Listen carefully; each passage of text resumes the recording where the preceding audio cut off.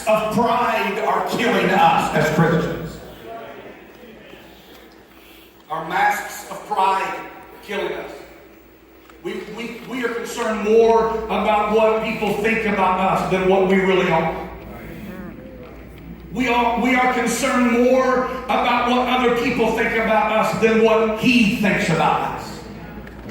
And we have this image, and I know I've talked about this lately, but I wanted to drop this in again in preaching about the bread today. This is why we see so many, think with me, so many people that look like they have it all going on.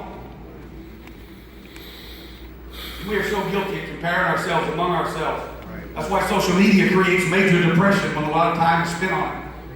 Because we're comparing what everybody else is doing.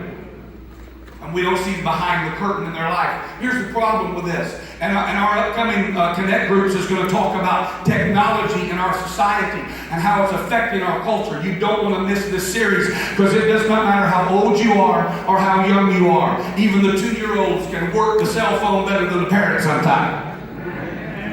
It's affecting all of us. You say, well, I'm not involved in it. You are.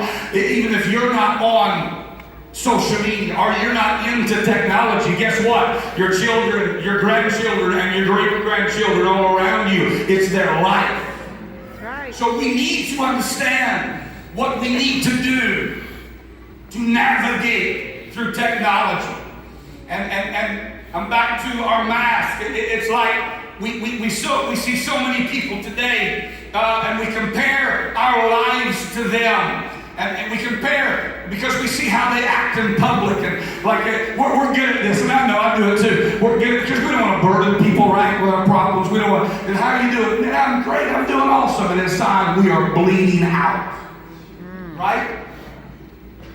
But when we do too much of that, we begin to wear a mask, and we see how they act in public, and how their social media posts, it looks like they're living the dream. Watch me. And overnight, an explosion happens. Marriages are gone. Children are gone.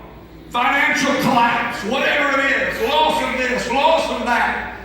Where did that come from? We think, oh my goodness, where did that come from? We couldn't see behind the mask. We are guilty of trying to betray how good we are and how great things are going, and I like being positive. But all it takes is one moment in our life, and our life can be turned upside down. That's right. It can be turned upside down. Paul said this in 1 Corinthians 10 and 12. Wherefore let him that thinketh he standeth take heed lest he fall.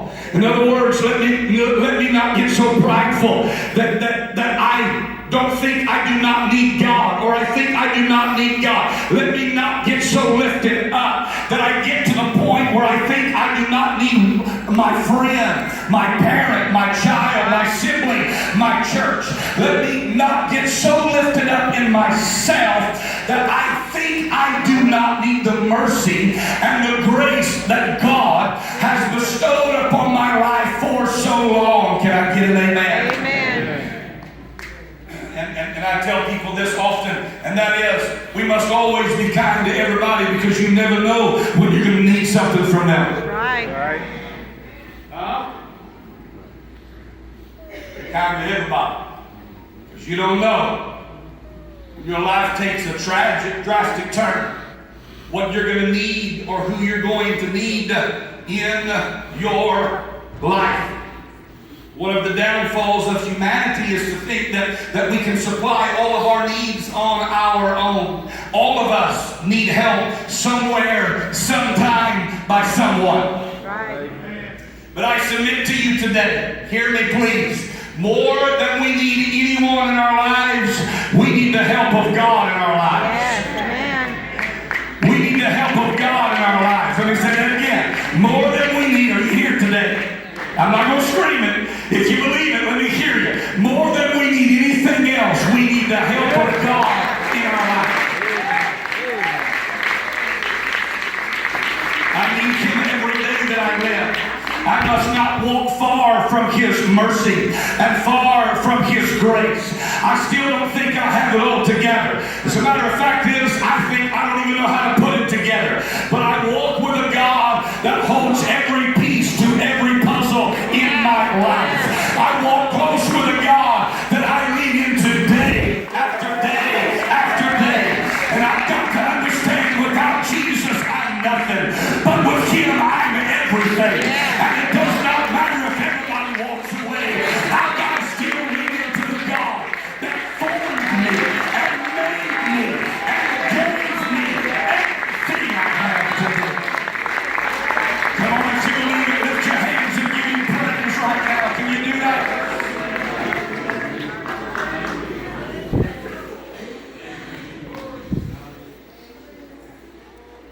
All of us need help. Look at your neighbor and say, you are so needy. But one of us need help.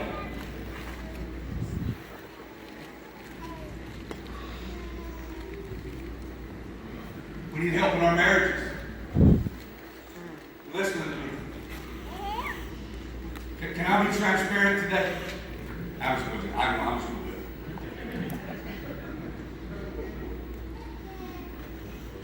Pride's killing our marriages. Because we want everybody to think we have a perfect marriage and we won't ask for help. And we walk around the elephant in the room all the time. All the time. All the time. Oh, we're good. We're good. Behind the scenes, dishes are breaking. Furniture's being tore up. Doors are being slammed. Hopefully not, but in some cases, slapping is going on. And if it's the man, I won't go any further than that. Behind the scenes, we let it keep building. And we think that God in some miraculous service is going to fix it. And I'm going to get to this in a minute, but let me tell you, as well as I need God, I need help from humanity.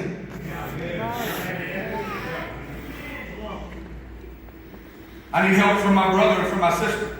I need help from people I can trust. I need help from leadership. I need help from counselors.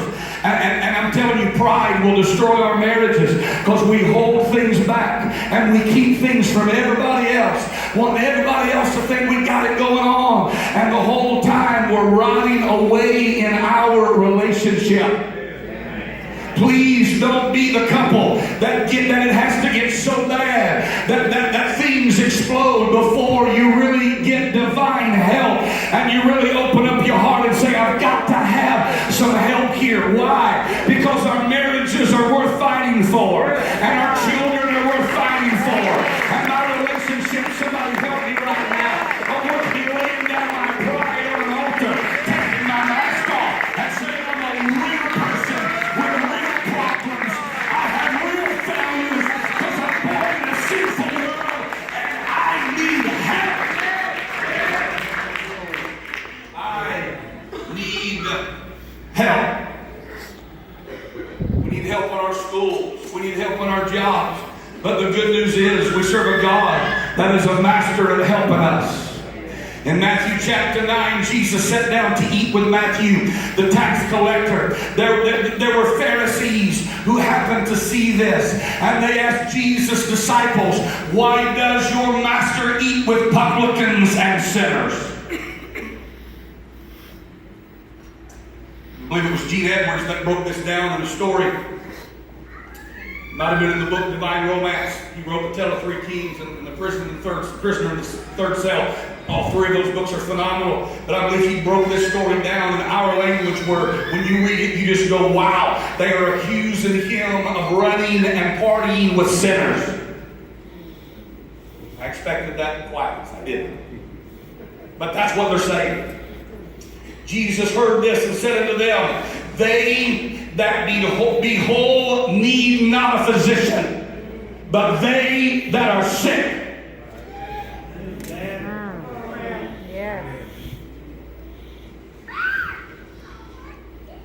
Not those that are whole, those that are sick. Can I tell you that Jesus is more attracted to problems than he is perfection? Woo. I said Jesus is more attracted to problems that He is perfection. Show Him your problem, He will show you His power. Hallelujah, somebody. That's what He's attracted to. How do you help somebody that needs nothing is my question. How do you give to somebody that needs nothing? How do you heal somebody who is not sick? How do you save someone that is not lost? How do you fix somebody that is not broken? How do you mend someone who is not wounded? The whole reason Jesus came was to meet needs. So I'm telling you, if you're in the house today and you have a need, you're in the right place, because God is here to minister to you in whatever way you need Him in your life. For the Son of Man is came to seek and to save that which was lost. John 10:10, and I quote this a lot: the thief cometh not, but for to steal and to kill and to destroy.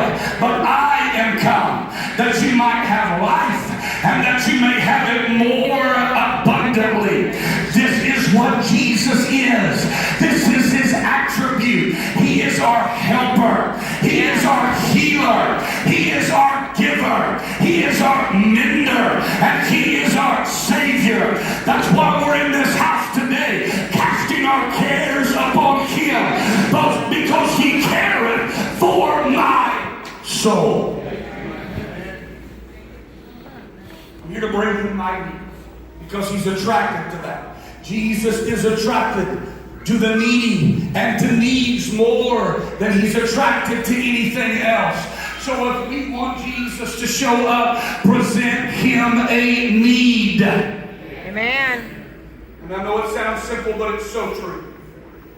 Jesus refers to the story of David in Matthew chapter 2. It is the story that is told in 1 Samuel 21, when David, while fleeing for his life from Saul, went to Nob and Ahimelech the priest. Many of you know this story and remember the story and read it in your Bible. David and his men were hungry, and he asked the priest for bread, but the only bread the priest had was the showbread that had been dedicated to God. And this bread, stay with me, was only for the priests to eat. Only for the priests to eat. But the priests realized, and this story gets me because it's tradition. It's not only tradition, it's almost law that only the priests get this bread. It was set out for 1 week and not be stale. It was supernatural bread. It was dedicated for the priests, the men of God that labored in the house of God. And nobody else was to touch that bread. Nobody else could eat that bread. It was written. It was instructed. It was how they done it. And David and his men, David, how many agree, had a heart for God? Yeah. David had tried to do everything right, but yet everything wrong had happened to him. David was destitute, and David was in need. Oh, hallelujah. And he had to run somewhere. And can I tell you, he ran to the house of God. He ran to the temple. Let me tell you, you should never let anything keep you from running back to the house of God. Yeah, that's right. Somebody help me now. Amen. Don't let anything keep you from running back to the house of God. I often say this. I'm telling you, the ark that Noah and his family were on was not a cruise ship. Wow. It stunk. It was full of animals. They were tired of being on it, but all they had to do was look outside and realize it's a whole lot better off in here than it is out there. My worst day in the church is better than my best day in the world. I thank God for the church, with all of its problems, with all of its hang-ups. I'm telling you, this is the best thing that's ever happened in my life. The church of the living God. It's my family. It's with my brothers and my sisters.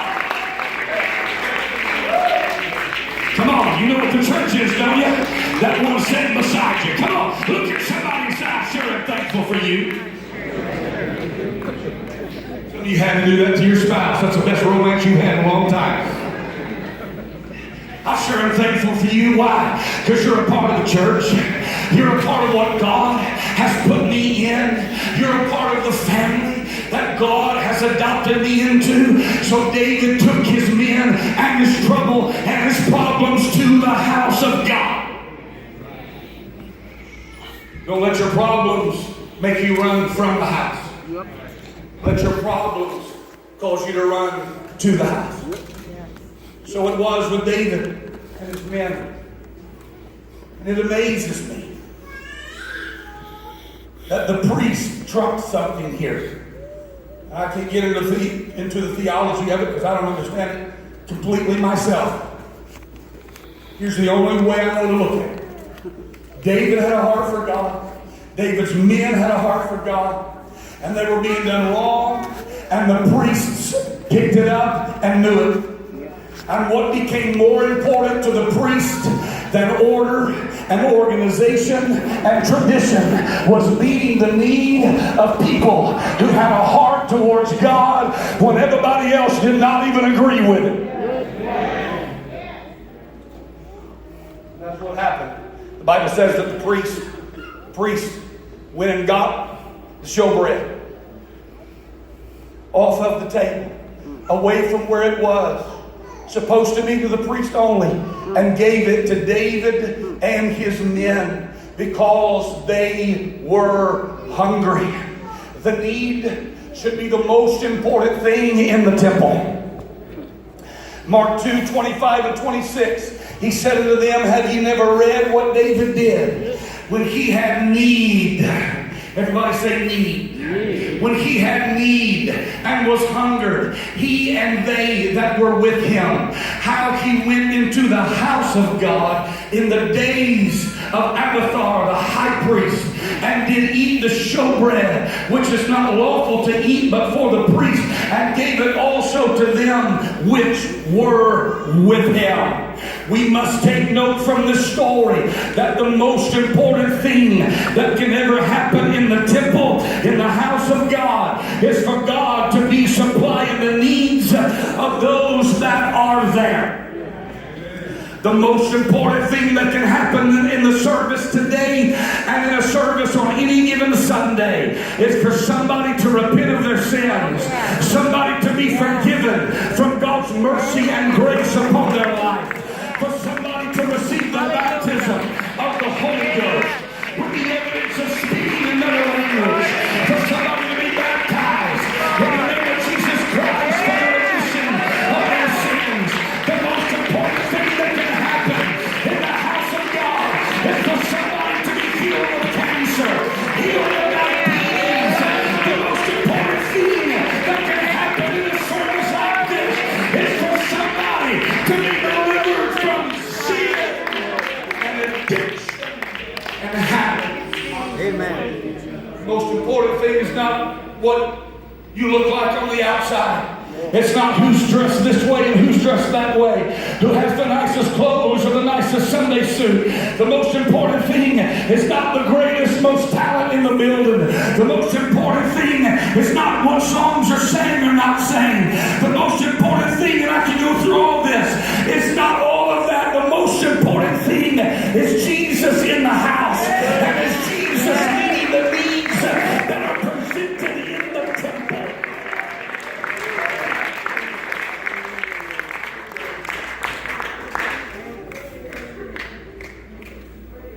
It's more important than our talents is are we ministering to needs. I'm going to turn it right here. What's more important than our building is are we ministering to needs. What's more important than our finances is are we ministering to needs. John 6:33 through 35, for the bread of God is he which cometh down from heaven and giveth life unto the world. Then said they unto him, Lord, evermore give us this bread. And Jesus said unto them, I am the bread of life. He that cometh to me shall never hunger, and he that believeth on me shall never thirst. He's saying, Pastor, I'm saying if we want to be relevant, then we must preach to people's needs. We must minister to people's wounds and people's hurts and offer them healing and hope through Jesus Christ. I've heard way too much preaching that never had any hope in it. Let me tell you, preaching is useless unless there's hope somewhere. Let's preach conviction, but let's preach conviction with hope. Let's preach against sin, but let's preach against sin with great hope. Hallelujah, somebody. Let's preach against the enemy, but let's preach against the enemy with hope. There's a God that can deliver from the enemy somewhere. We got to keep living for this thing called home, Lighthouse. It's got to be part of our DNA in our daily life.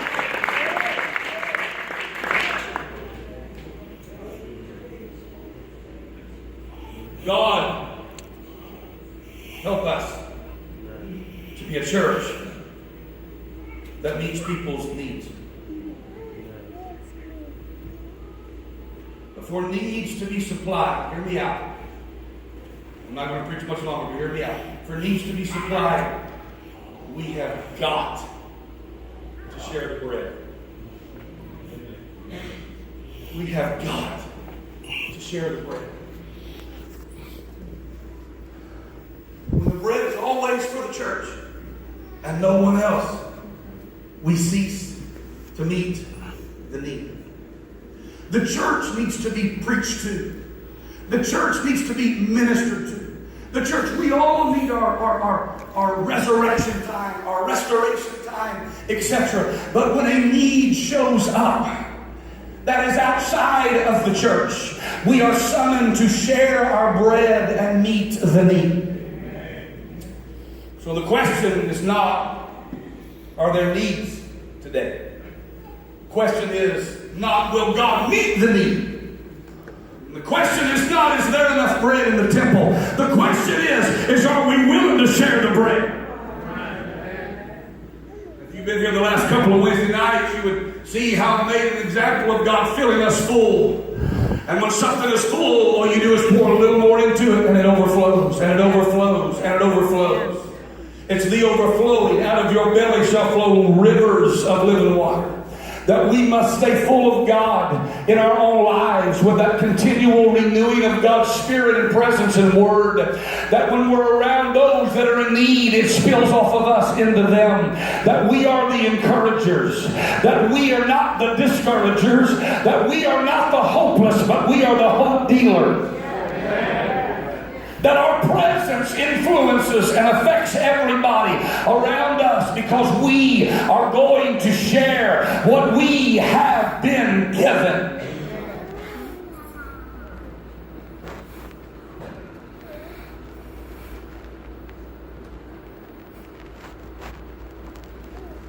I understand that all of us walk through seasons in our own lives. And all of us need to be preached to. I want to ask this question. Are we willing to come to church services and let others be preached to? And we're still as excited about that as we are when something ministers to us. The Bible says Jesus looked upon them, and you can look at them all through the Scripture. Looked upon her, looked upon him, looked upon them. And the Bible says he had compassion on them.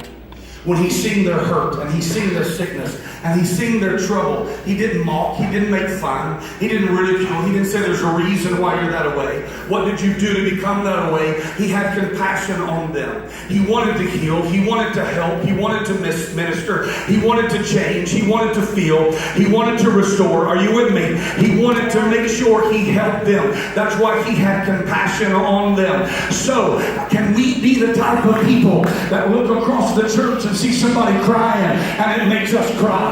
Look across the church and see somebody struggling and it draws us to them instead of pushing us away from them. If he's the God of the struggler, let me be the friend of the struggler. Let me be the minister to the struggler. Let me share what he's given me, because I've been there in my times and my seasons, and I've had a brother or a sister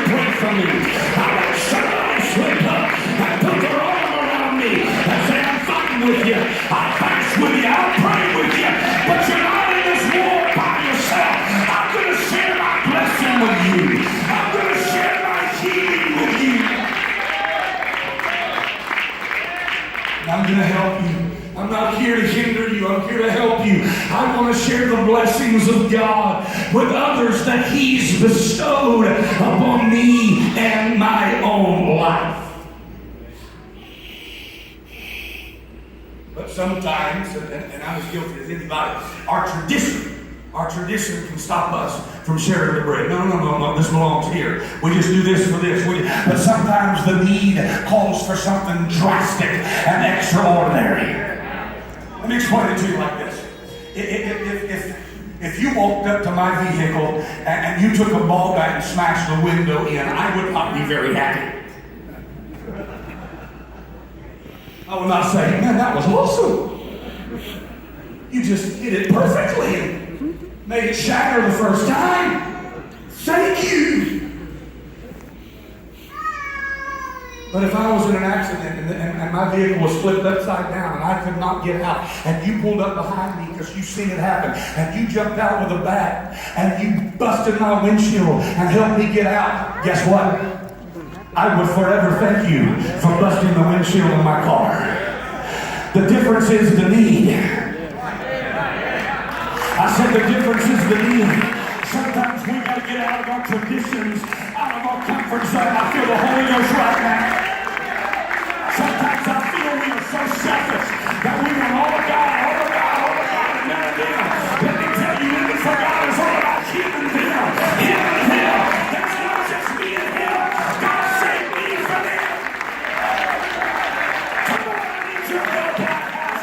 I said, God saved me and saved somebody else. God minister to me to minister to somebody else. God healed me to heal somebody else. Oh, hallelujah. So I want you to do what you have to do to save me. I want you to do what you have to do to share the bread with me. Break tradition, break order, break protocol, because nothing is more important than saving souls. Lift our hands and ask God to help us the next few moments, shall we? Well, lift your voice and pray for liberty and a spirit of unity and compassion to walk in the house. Somebody present a need right now as we pray. God, I need you, Lord.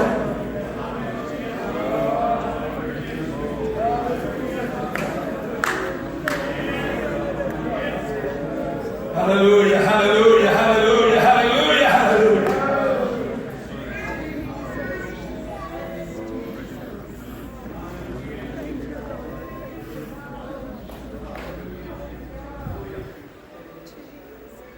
Here's what I want to ask. Let me first say this. I'm so glad. I'm so thankful to be pastoring a church, teamed up with a church, that you're willing to share your seat because of the need. You're willing to change where you sit because of the need. You're willing to share your Sunday school class with needs. You're willing to share the building with needs. It's why it's here. Your money with needs. You're willing to share our music with needs. Everything's about the need. I'll be transparent with you. It's not about whether I like it or not. It's about whether needs are getting better now. Because some things minister to me that don't minister to you. And some things minister to you that don't minister to me. I hope I'm communicating okay today. I really do. I want to communicate this to you, to get you in the mindset, get you on the team I'm trying to get you on. Let me tell you, it's not all about me. It's about Him and them. God saved me as a conduit. He didn't save me to take all this bread and keep it on my table. He saved me to give. He saved me to share. He saved me to heal others just like I was healed. But sometimes we get so selfish, and I like that song, and I like that style of preaching, and I like this time we have service, and I like this one better than that one, and I would rather hear him preach and that one minister.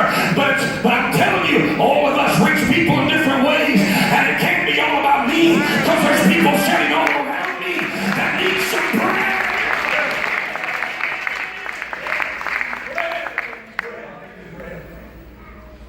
Because they're hurting, they're running, And where else are they going to go to get it if they can't get it in the temple?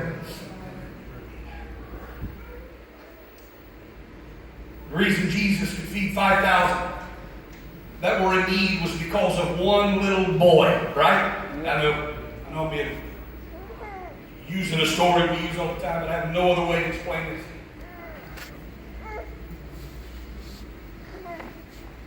The reason Jesus could feed 5,000 that were in need was because of one little boy that was willing to share his bread. To share his bread. He had some fish to go along with it, but bread was everything in that day. Can I tell you, there's enough bread to go around. The question is, will we share what we have been given? You see, we think if we give, and here's just the way we think, as humanity. We think if we give, then we have nothing left, right? If I give it away, I have nothing left. But in God's kingdom, watch me, in God's kingdom, we can only receive more if we share what we have. God's kingdom don't work by our calculator. God's kingdom does not work by our math. Jesus can multiply it, but he has to have something to multiply. Jesus can multiply it, but he has to have someone to give it. Just one boy giving his lunch to Jesus supplied the need for some 10,000 plus people. The answer in meeting needs of our community is to give of what we have, whether that's a little or that's a lot. Jesus just wants to know, will you give what you have?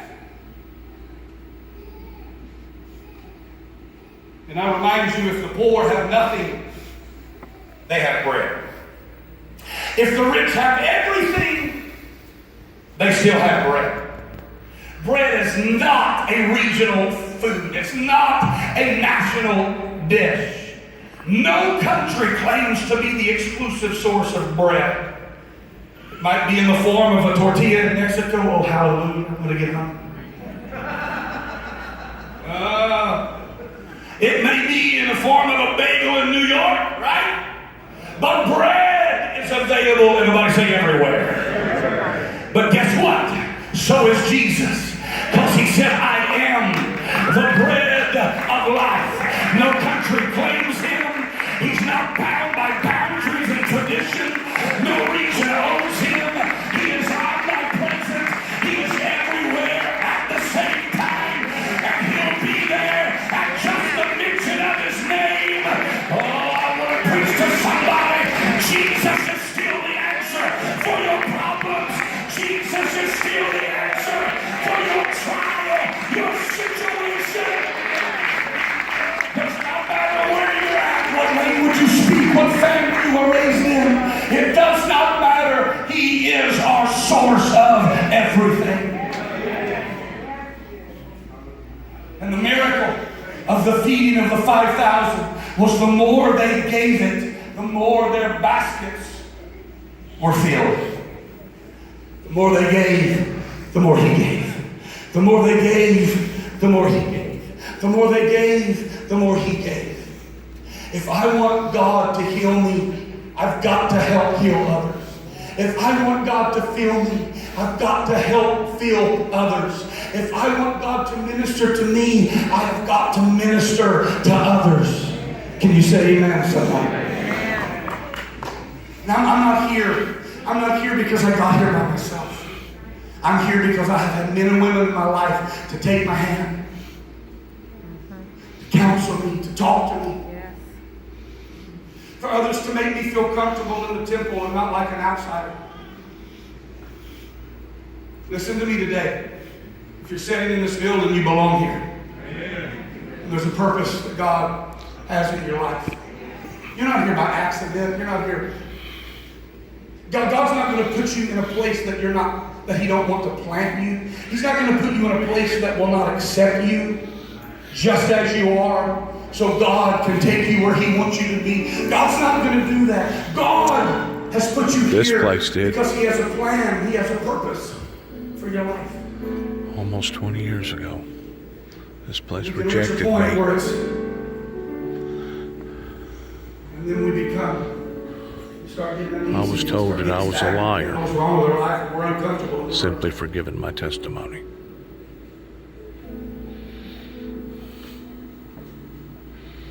I'm just going to tell you, I need a diet. You didn't expect that, did you? That's spiritual right there. What are you saying? I'm saying I've had a little too much. Of a good A little thing. too much sugar. A little too much food. A little too many carbs. I'm a miserable dude right now. I don't know what it's like to cut back. I know what it's like to live like I want to live and feel healthy and more agile. And I can stand up a whole lot quicker. Dress And when I quicker. get in the floor, I can get up a whole lot quicker than, oh God. Bathe quicker. Let me tell you, it's the same way spiritually. We get full, we get full, we get full, we get full, and we get just Complacent. spiritually intoxicated.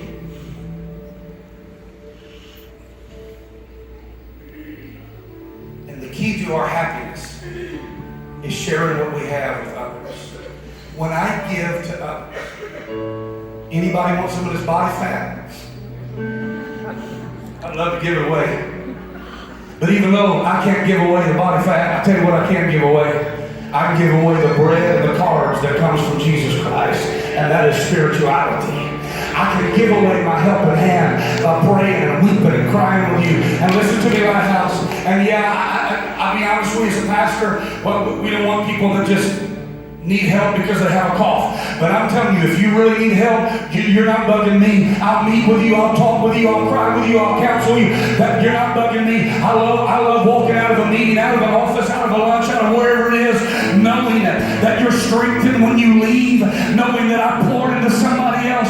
It makes me happy. It satisfies my soul. When you're broken, I feel your brokenness and it breaks me. But we'll be broken together because that's what feeds me. Why? That's what God called me to do. And that's what God called you to do. Be the type of person that takes the mask off and says, not only do I need help from God, I need help from others. And not only do I need help from others, I've got to help others. I've got to share. I've got to give what God's given me. Would you lift your hands and pray one more time right now? I want you to ask God for liberty in His Spirit and His Spirit to move in this house. Every voice lifted. I wish you'd pray loud for just a moment right now.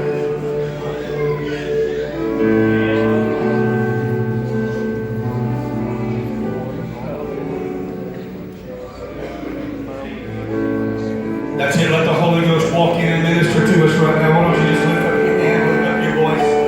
And you might be in all categories of this today. You might be one that really is finally realizing I need to lean back into God. I've been one that says I don't need Him, but I do need Him. You might be one that says I got to start giving to somebody else. I got to pray with somebody else. I don't know where you're at today, but I'm telling you, you got to share the prayer.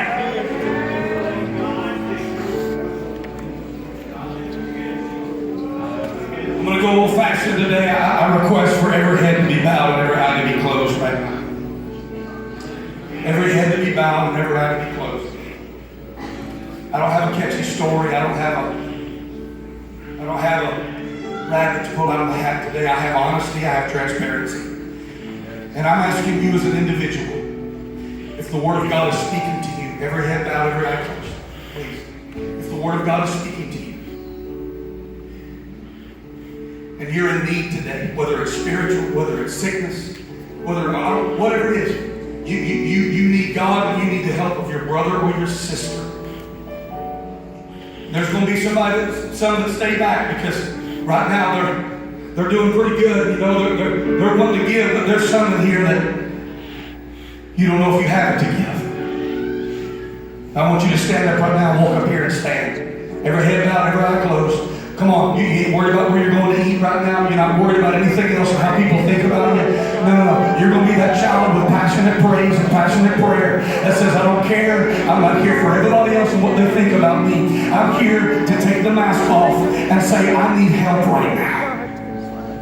I need somebody to put their hand on my shoulder. I need somebody to pray with me. Come on, keep coming. Every head bowed, every eye closed. I needed help. Come on. Don't you let pride Almost 20 years ago. You know what? If you lived for God 40 years. And I was rejected Don't you let pride keep you in that. by the same group of people. Get up from where you're at. That's what I say the same group of people. The elders of this church. There's a lot of young ones here that I don't recognize. But I needed help. I needed help.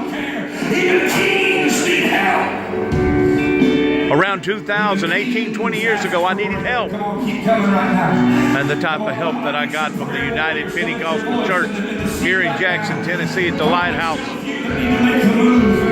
was a man stood to his feet and cried out across the auditorium and said, "That's a lie!"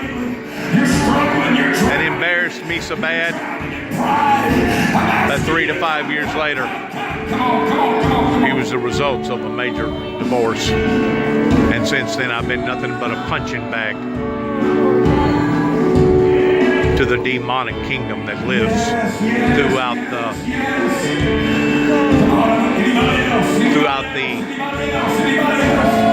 sorcery, foreign spirits that live within the American trenches here in the United States. This is the first time that I've come back to the Lighthouse Pentecostal Church. And I realize it's not everybody's fault. I realize that. But Brother Brown was the manager. He was the head honcho. He was the preacher at the time out there. And now he's the district manager over the whole state of Tennessee. But this is where basically a nail was driven off into my coffin. And I was supposed to bend from that moment on. Doomed and gloomed. And I was supposed to perish. But thank God my message was real. Thank God that He is real. And thank God that He has protected me throughout all these trials and tribulations that I've received from various people all over the world. Thank God that God has been with me. Thank you, Jesus. Thank you, Jesus. Thank you.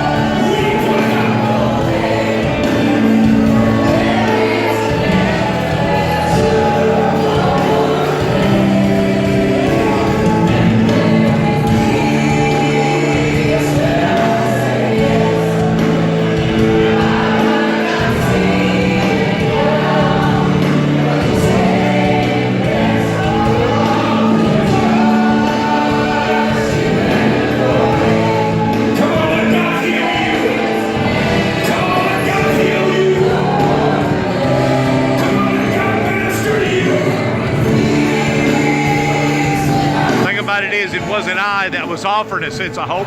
It was God.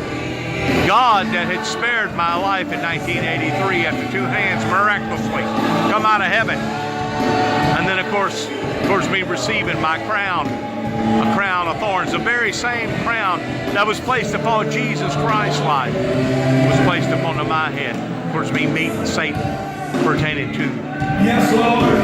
A doomsday devil's doom. Yes, Lord. Yes,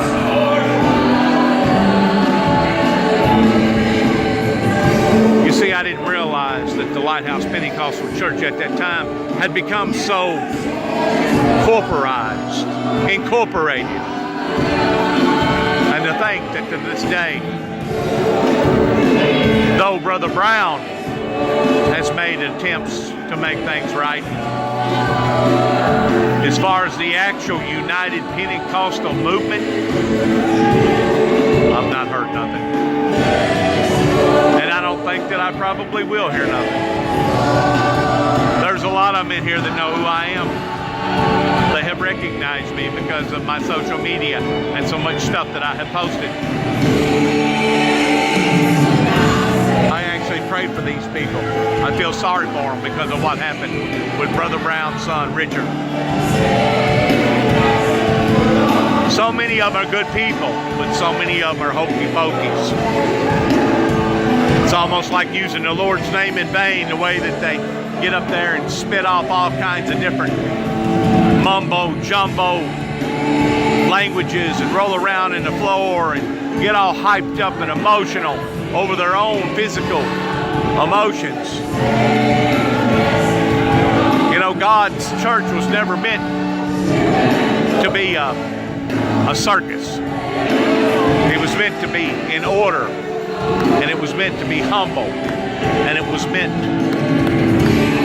to be truthful. Jesus told Peter 3 different times, Peter, go feed my sheep. Till finally at the last, Peter got distracted because he realized the Lord was trying to make a point. And the bottom line is that Jesus was not asking Peter to feed the sheep with potatoes and gravy, tacos and Italian food.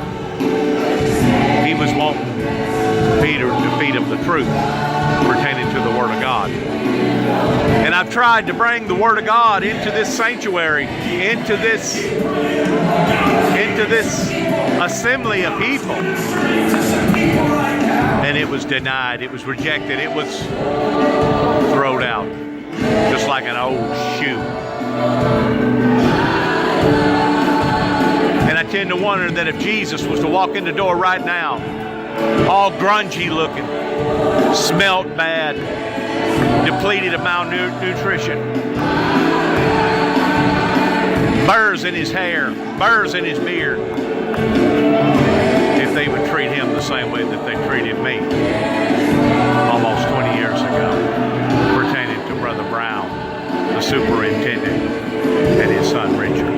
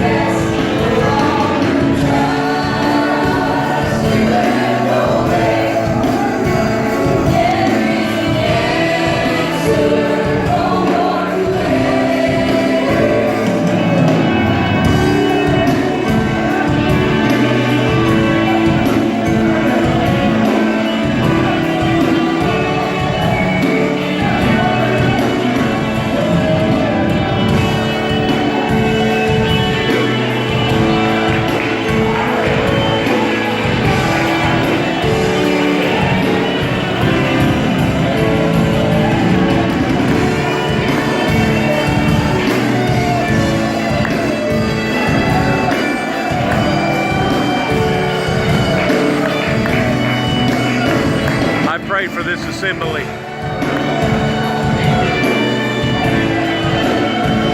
I pray for this assembly. I pity them because of what Brother Brown and Richard had done, because I was reaching out for help. I was reaching out for guidance. I was reaching out for a group of people to mentor me and back me and support me. Because I felt like that about all the strange phenomenons that had ever occurred in my life on a supernatural scale, that if anybody would understand, out of all the people, that these people would truly understand. But to be denied, to be rejected, to be thrown out.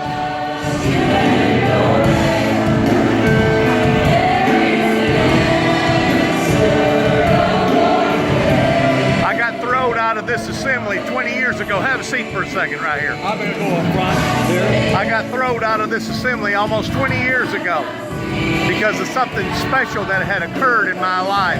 I'm sitting here right now praying, God have mercy on these people. I'm pitying these people because what had occurred with Brother Brown and his son Richard. I used to be a member at the Lighthouse Pentecostal Church before the tornado hit over there, or fire, or whatever it was. I don't have a clue who you are other than what you told me a while ago, that you was the pastor's son-in-law. But if there's ever been a time that we needed to pray for each other and pray for the truth, with us being $20 trillion in debt and all the other problems that we're facing, it's today. You're right. You're right. A lot of the older hands, a lot of the seniors in this church, they recognize me. They know who I am. It's good to have you. Thank you.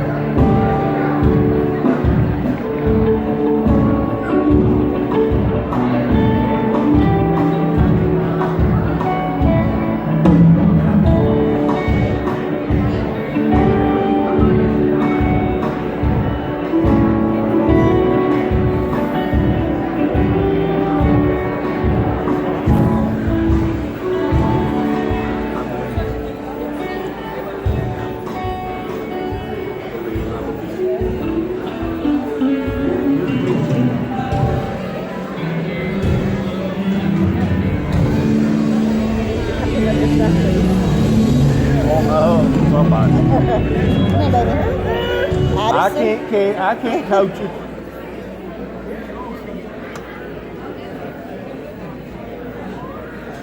Harley Cannon, those big shoes. Where you going? I did go up to the front, and I did pray for these people. Towards what had occurred here.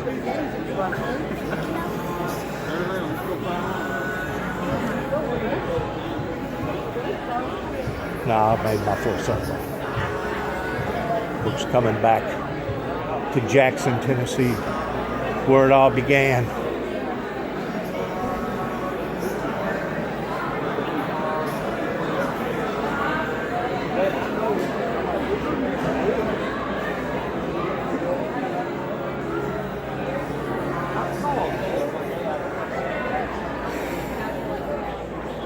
This looks like they're full yet.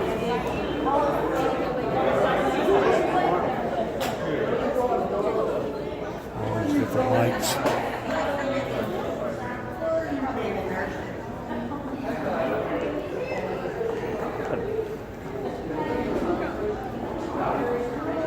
Some different light bulbs, aren't they? Welcome.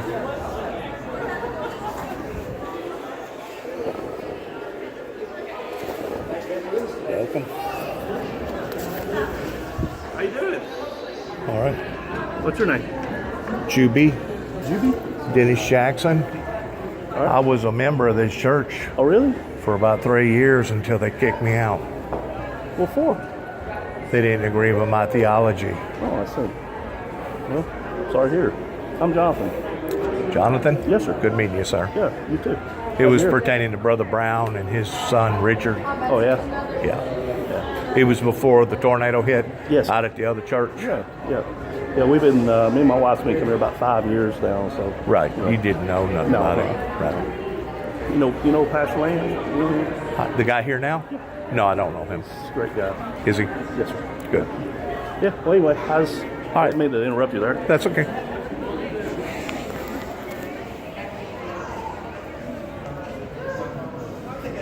Guess this would be the foyer.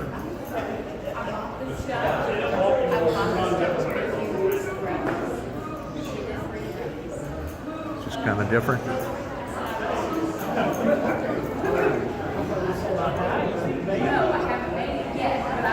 Wasn't you out there at the old church? Wasn't you out there at the old church? Yes, sir. At the Lighthouse whenever Brother Brown was out there preaching? I thought you was. Do you remember me, Dennis Jackson? I used to, my wife and I was members out there for about 2.5 years. I used to work for collision specialist Steve Hardy. I remember the name, Carter, but I don't. You remember Steve Hardy? You remember collision specialist out there on Fairways? The big body shop out there? Right.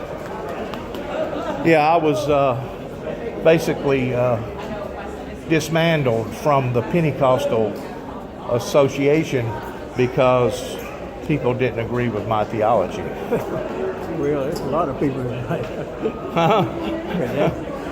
I didn't know that we were supposed to agree on every iota, did you? I wouldn't think If, so. if that'd be the case, we'd all be driving the same color cars and we'd all be driving the same We don't look make and model. We'd all be just a bunch of robots, wouldn't we? Yeah. Huh? That's right. Right? But I thought I recognized you. There was an insurance man that used to come to this church. I think that's him right there. Hey, buddy, you remember me? You look familiar Dennis Jackson from the other church. from the other church. Yeah, how's it going? Yeah, doing just fine. Good to see you. I haven't been back here since you guys basically kicked me out because of Richard not agreeing with my theology. And of course, he hollered out across the auditorium that I was lying about my testimony. But I thought I recognized you. Are you still in the insurance business? Yes, sir. Actually, I'm retiring in 4 days. Oh, really? Good for you. Yeah, 33 years. 33 years. You still do insurance work, or you did up until 4 days from now. That's right. At Collision Specialist, towards working with Steve Hardy and all that. That's right. Heather and all and Delight. Chase and Delight, and all of them there. Yeah. Yeah, and you know Bubba Breeden real good. Yeah. Mm-hmm. No, Josh and Josh. Joe Yeah. is out there. Yeah. Do you still keep up with what's that boy's name? That's now the song minister out there. Oh yeah, at Medina. Yeah. What's his name? Kenneth. Something K. Yeah, start with a K. Kenneth. Ken Bowman. Ken Bowman. You That's still right. keep up with him? Yes, He's a good still guy. in Medina. He's a good guy. Yeah. Yeah, you guys kicked me out of your assembly, and since then I hadn't been back. So this is kind of making me my full circle towards coming back here. I've been back to Northwest Tennessee now for 4 years, Awesome. but I didn't know that you guys reestablished and that you was out here, Right. Where are you living now? back in Weakley County. Awesome. Martin. Yeah. Martin, yeah, back in Martin, That's Tennessee. not too far away then. No, it's hop, skip, and a jump. We got blown away, so we. Yeah, I was told that you guys got blown away. What year was that in? It's been about, was it 2008? No? 6 maybe. Yeah, it's been. Because there was a tornado that come up through there in 98, and then there was another one that come up through there in 202, Right wasn't it? after that. Or 201 or something like One or that. two, that's right, yeah. Two major ones. Because one of them hit Union, it's one that hit us. That's the one that hit y'all? Yes, that's correct. Okay. And that was the one in 206. Yeah. Right. Well, good seeing you again. Good to see you. And I hope everything's works out for you in your retirement. Well, thank you you plan very on much. moving off, going to Florida somewhere? No, we're going to stay here. Gonna live in your second home? We're going to What stay are you here. gonna do with yourself? I'm going to come have lunch with you every once in a while. We'll go But to I lunch. was hoping that I was going to see you. Yeah. Do you keep up with Brother Brown and Richard and I the family do. anymore? I saw we were Brother Brown had a birthday here about 2 months ago. We went to his home and had his birthday with him. Yeah. So. Brother Brown, he's asked for forgiveness of that what went on, and I even talked to his son Richard out in California, and they kind of act like that they're sympathetic that it ever occurred, but I just don't feel like that the church itself has ever made up with it. And maybe it's because I never gave them an opportunity to. I don't know, but I'm kind of still doing my own thing towards witnessing to people and getting Well, my that's message good. out there to the general public. That's good. I haven't let this little headache or this I understand. bump in the road stop me from me doing what I understand. needed to do. Well, good. It was definitely great to see you today. God bless you. Take We'll care. see you. Okay. Uh-huh.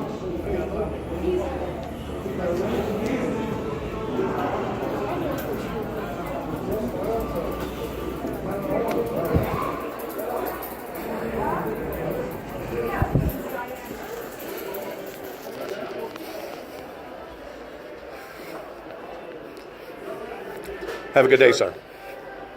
Have a good day. You want to enjoy the sunshine? Yes, sir.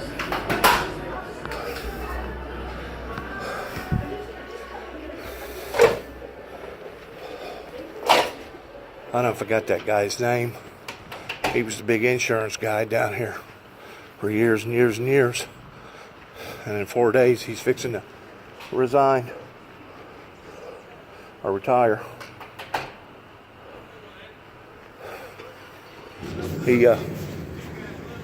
He was always coming up there at Collision Specialist,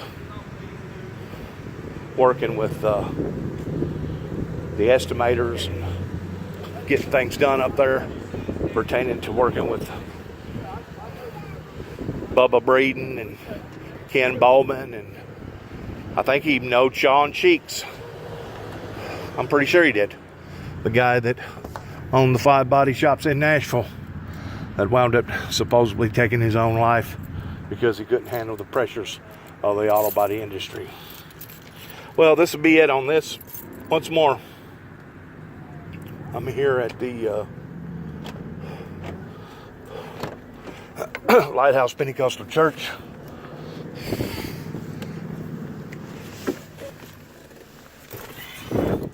Lighthouse Pentecostal Church in Jackson, Tennessee.